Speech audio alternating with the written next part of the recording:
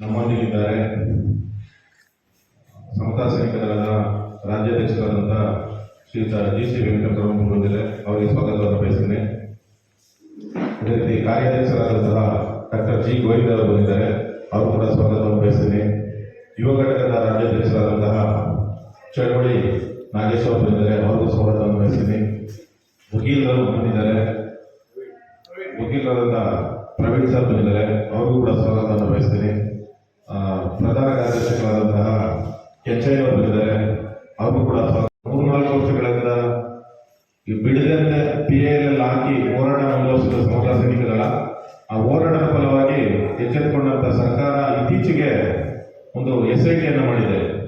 ಅದನ್ನು ಸ್ವಾಗತ ಬಯಸ್ತಾ ಈ ವಿಚಾರವಾಗಿ ಸುವೀರವಾಗಿ ಮಾತಾಡಬೇಕು ಅಂತ ಅಂದ್ಬಿಟ್ಟು ನಾನು ರಾಜ್ಯಾಧ್ಯಕ್ಷರಾದಂತಹ ವೆಂಕಟರಮಣಪ್ಪನವರನ್ನು ಮೈಕ್ ಕೊಡ್ತಾ ಇದ್ದೇನೆ. ಬೆಂಗಳೂರಿನ ಕನಕಪುರ ರಸ್ತೆಯಲ್ಲಿರ್ತಕ್ಕಂಥ ಆರ್ಟ್ ಆಫ್ ಲಿವಿಂಗ್ ರವಿಶಂಕರ್ ಆಶ್ರಮದ ಮುಂದೆ ಇವತ್ತು 7ನೇ ದಿನ ಸತತವಾಗಿ 1 ವಾರದಿಂದ ಧರಣಿ ಸತ್ಯಾಗ್ರಹ ಮಾಡ್ತಾ ಇದ್ದಾರೆ. ವಿಚಾರ ಒಂದೇ, ಅಲ್ಲಿ ಪಕ್ಕದಲ್ಲಿರ್ತಕ್ಕಂಥ ಕುಂಬಳಗೋಡು, ಓದಿಪಾಳ್ಯ, ತಲಗಟ್ಟಪುರ, ಕಗ್ಲಿಪುರ ಹೀಗೆ ಹಲವಾರು ಗ್ರಾಮಗಳಲ್ಲಿರ್ತಕ್ಕಂಥ ಸಾಕಷ್ಟು ಜನರ ಬಡವರು, ದಲಿತರು, ನಿರ್ಗತಿಕರು ಎಲ್ಲರ ಜಮೀನನ್ನ ಒತ್ತುವರಿ ಮಾಡಿದ್ದಾರೆ ದೌರ್ಜನ್ಯವಾಗಿ ರವಿಶಂಕರ್ ಗುರೂಜಿಯವರು. ಇದನ್ನ ಸಾಕಷ್ಟು ಈ ಆರ್ಟ್ ಆಫ್ ಲಿವಿಂಗ್ ಒಳಗಡೆ ಸಾಕಷ್ಟು ದಲಿತರ ಭೂಮಿಗಳನ್ನ PTCL ಆದೇಶ ಆಗಿರ್ತಕ್ಕಂಥ ಜಮೀನುಗಳನ್ನ ಸಮೇತ ಅವರು ಹಾಕೊಂಡಿದ್ದಾರೆ, ಒತ್ತುವರಿ ಮಾಡ್ಕೊಂಡಿದ್ದಾರೆ ದೌರ್ಜನ್ಯವಾಗಿ. ಇದನ್ನ ಖಂಡಿಸಿ ನಾವು ಸುಮಾರು 2 ವರ್ಷಗಳ ಹಿಂದೆನೇ ಸಹ ನಾವು ಅಲ್ಲಿ ಹೋಗಿ ಒಂದು ದೊಡ್ಡ ಮಟ್ಟದ ಧರಣಿ ಮಾಡಿದಾಗ ನಮ್ಮ ಧರಣಿಗೆ ಬೆಲೆ ಕೊಟ್ಟು ಆಗಿನ ಜಿಲ್ಲಾಧಿಕಾರಿಗಳು ಮತ್ತು DDL ಅವರು ಲಾಸ್ಟ್ ಇಯರ್ ನವೆಂಬರ್ನಲ್ಲಿ ಒಳಗಡೆ ಇರ್ತಕ್ಕಂಥ ಆಶ್ರಮದಲ್ಲಿರ್ತಕ್ಕಂಥ ಒಳಗಡೆ ಇರ್ತಕ್ಕಂಥ ಎಲ್ಲ ಭೂಮಿಯನ್ನ ಸರ್ವೆ ಮಾಡಿದ್ದಾರೆ.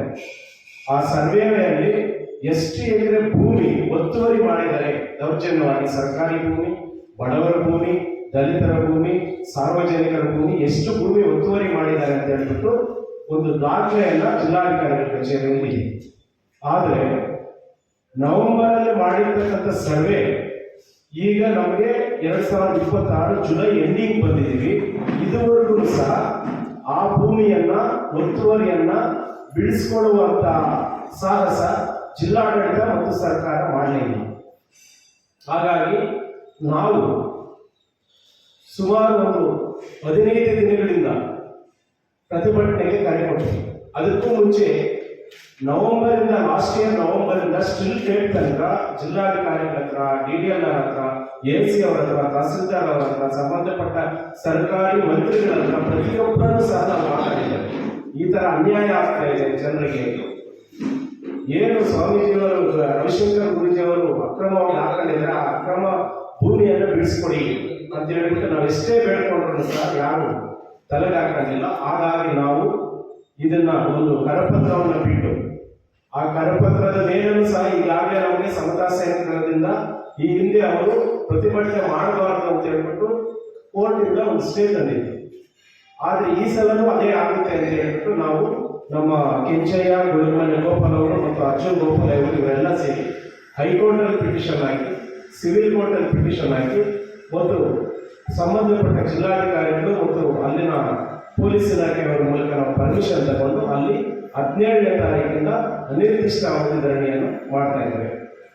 ಅದಕ್ಕೂ ಮುಂಚೆ ನಾವು 15ನೇ ತಾರೀಕು ಈ ವಿಚಾರಕ್ಕೆ ಸಂಬಂಧಪಟ್ಟಂತೆ ನಮ್ಮ ನಿಯೋಗ ಈಗಿನ ಕಂದಾಯ ಮಂತ್ರಿಗಳು ಹಾಗೂ ಉಪಮುಖ್ಯಮಂತ್ರಿಗಳಾದಂತಹ ಡಾಕ್ಟರ್ G ಪರಮೇಶ್ವರ್ ಅವರ ಗೃಹ ಕಚೇರಿಗೆ ಭೇಟಿ ಕೊಟ್ಟು ನಾವೆಲ್ಲರೂ ಸಹ ಅಲ್ಲಿನ ವಾಸ್ತವಿಕತೆಯನ್ನು ಅವರಿಗೆ ದಾಖಲೆ ಸಮೇತ ಕೊಟ್ಟಿದ್ದೇವೆ.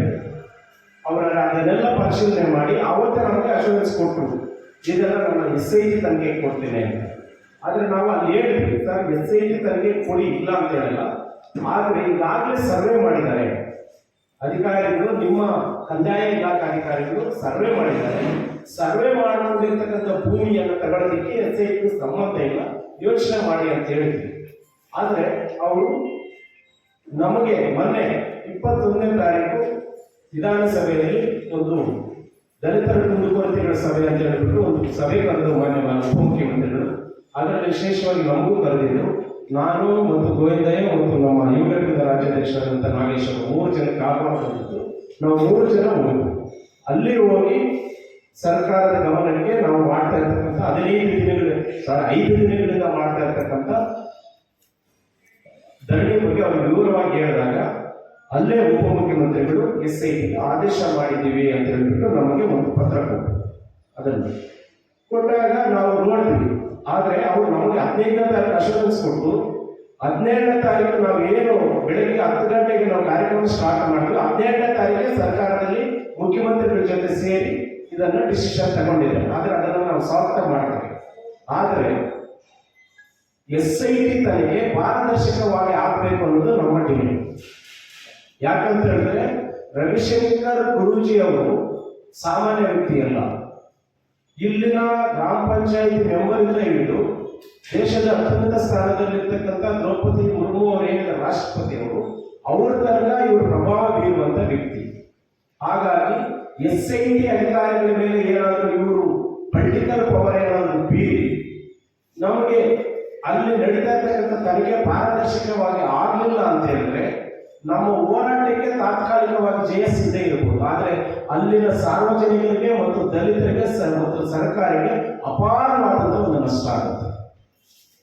ಸರಿಸುಮಾರು ನಮ್ಮ ಅಂದಾಜು ಪ್ರಕಾರ ಅಲ್ಲಿರ್ತಕ್ಕಂಥ ಬಡವರ ಆಸ್ತಿ, ದಲಿತರ ಆಸ್ತಿ, ಸಾರ್ವಜನಿಕರ ಆಸ್ತಿ ಮತ್ತು ಸರ್ಕಾರಿ ಆಸ್ತಿ ಸರಿಸುಮಾರು ಅಂದಾಜು ಒಂದು 5,000 ಕೋಟಿ ಮೇಲ್ಪಟ್ಟಾಗ್ತದೆ. 270 ಎಕರೆ ಅಂತ ನಮಗೆ ಮೇಲೆ ಆಫ್ಟರ್ ರೆಕಾರ್ಡ್ ನಮಗೆ ಗೊತ್ತಾಗಿರೋದು, ಮೇಲ್ನೋಟ ಕಾಣುವಂಥದ್ದು.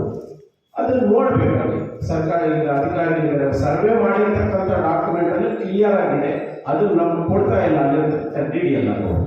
ಹಾಗಾಗಿ ನಾವು ಇನ್ನೊಂದು ಈ ಪತ್ರಿಕಾಗೋಷ್ಠಿಯ ಬಹುಮುಖ್ಯ ಉದ್ದೇಶ ಏನಂದ್ರೆ ಅದರಲ್ಲಿ ಸಾಕಷ್ಟು ದಲಿತರಿಗೆ PTCL ಲ್ಯಾಂಡ್ ಆದೇಶ ಆಗಿದೆ. ಈಗ ಮೊನ್ನೆ ಜಿಲ್ಲಾಧಿಕಾರಿಗಳು ಮತ್ತು ಉಪವಿಭಾಗಾಧಿಕಾರಿಗಳು ಮಾಡಬೇಕಾದ್ರೆ SIT ತನಿಖೆಗೂ PTCL 1978 ಕಾಯ್ದೆಗೂ ಯಾವುದೇ ಸಂಬಂಧ ಇಲ್ಲ. ಹಾಗಾಗಿ ನಿನ್ನೆ ತಹಸೀಲ್ದಾರ್ ಅವರು ಬಂದಿದ್ರಲ್ಲಿ ಅವರಿಗೆ ನಾವು ಒಂದು ಡಿಮ್ಯಾಂಡ್ ಅನ್ನು ಇಟ್ಟಿದ್ದೇವೆ. ನೀವು PTCL ಲ್ಯಾಂಡ್ ಏನಿದೆ ಅಧಿಕಾರಿ ಆದೇಶ ಆಗಿರ್ತಕ್ಕಂಥ ಪ್ರಕಾರ ನಮಗೆ ಬಿಡಿಸ್ಕೊಡ್ಲೇಬೇಕು ಅಂತ ಹೇಳಿದ್ದಕ್ಕೆ ಆಯ್ತು, SITಗೂ ಅದಕ್ಕೆ ಸಂಬಂಧ ಇಲ್ಲ, ನಾವು ಬಿಡಿಸ್ಕೊಡ್ತೇವೆ ಅಂತ ಹೇಳ್ಬಿಟ್ಟು ಅಶ್ಯೂರೆನ್ಸ್ ಕೊಟ್ಟಿದ್ದಾರೆ. ಆ ಪ್ರಕಾರ ಇಲ್ಲಿನ ಜಿಲ್ಲಾಧಿಕಾರಿಗಳಾದಂಥ ಕಾಂತರಾಜ್ ಸಾಹೇಬ್ ಆಗಿರ್ಬೋದು, AC ಅವರಾಗಿರ್ಬೋದು, ತಹಸೀಲ್ದಾರ್ ಆಗಿರ್ಬೋದು, ದಯವಿಟ್ಟು PTCL ಲ್ಯಾಂಡ್ ನಮಗೆ ಏನು ಆದೇಶ ಆಗಿದೆ ಆ ಆದೇಶವಾದಂಥ ಲ್ಯಾಂಡ್ ಅನ್ನು ನಮಗೆ ದಲಿತರಿಗೆ ಬಿಡಿಸ್ಕೊಡ್ಬೇಕು. ಅವ್ರಿಗೆ ಒಳಗಡೆ ಹಾಕಿದ್ರೆ ಅವ್ರಿಗೆ ಸಂಬಂಧ ಇಲ್ಲ. PTCL ಕೇಸ್ ಆಗಿರೋದು ಬೇರೆಯವ್ರ ಮೇಲೆ, ಅದರ್ ಪರ್ಸನ್ಸ್ ಮೇಲೆ ಇದು ನಡೀತಾ ಇದೆ ಕೇಸ್. ಆದರೆ ಎರಡೂ ಪಾರ್ಟಿಗೂ ಬಿಟ್ಟು ಈ ವ್ಯಕ್ತಿ ಹಾಕೊಂಡಿದ್ದಾರೆ ಒಳಗಡೆ.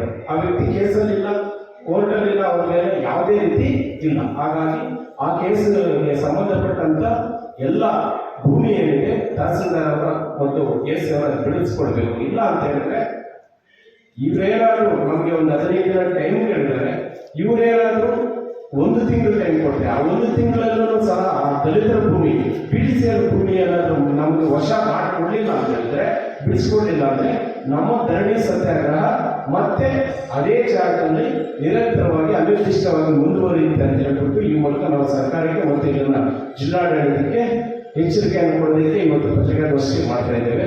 ಜೈ